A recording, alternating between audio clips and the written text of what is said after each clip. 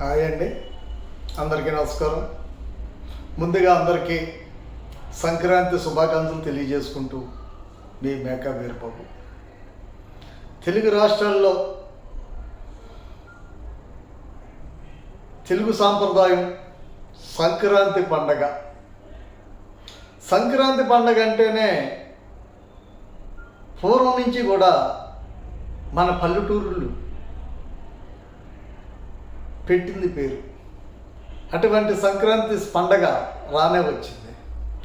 సంక్రాంతి పండగ సందర్భంగా ఎక్కడెక్కడో చెట్టైన వాళ్ళు అందరూ తెలంగాణ కానీ, బెంగళూరు కానీ, హైదరాబాద్ కానీ ఎక్కడ చెట్టు అయినా వాళ్ళంతా వచ్చి మన తెలుగు రాష్ట్రాల్లో కుటుంబ సభ్యులందరూ కలిపి ఉత్సాహంగా సంక్రాంతి పండుగని జరుపుకుంటూ పూర్వం నుంచి వస్తున్న మన ఆనవాయితీ.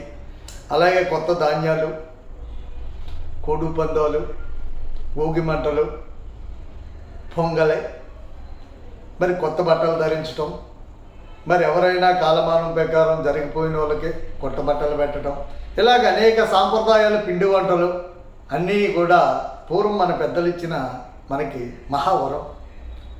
అంతేగాని పెద్దలు ఎవరు కోడు పందాలు ఆడి కత్తెలు కట్టి మరి ముఖ్యంగా మరి కోడిలు ప్రాణాలు తీయమని ఎప్పుడూ చెప్పలేదు. అంతేకాకుండా జోజాలు, నెంబర్ గుండ్లు, పేకాటలు. మరి గతంలో అయితే పేకాడితే ఎవరైనా కాలక్షేపానికి ఆడేవారు. నేడు పేకాటలో ఆస్తులు పోగొట్టుకుని కుటుంబ సభ్యులు కోల్పోయిన వాళ్ళు ఎంతోమందిని చూస్తున్నాం. అలాగే విపరీతంగా మందు తాగటం, ఇవన్నీ కూడా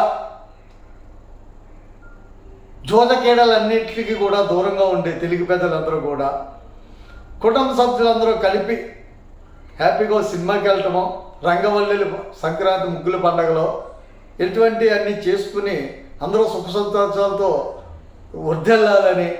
మరి అంతేకాకుండా మన తెలుగు రాష్ట్రంలో ముఖ్యంగా ఆంధ్రప్రదేశ్లో ఉన్నటువంటి పోలీస్ యంత్రాంగం ఎటువంటి అవాంఛనీయమైన సంఘటనలు జరగకుండా గత 10 రోజులుగా సాంప్రదాయ క్రీడలు జరిపించుకోండి అని చెప్పేసి క్షణంపాటు తీరిక లేకుండా ప్రతి ఊరు తిరిగి జోజవద్దు, సాంప్రదాయ క్రీడలే ముద్దు అని చెప్పేసి పోలీస్ డిపార్ట్మెంట్ వాళ్ళు చాలా చక్కగా మనకు ఒక పక్క నుంచి చెప్తూ ఉన్నారు.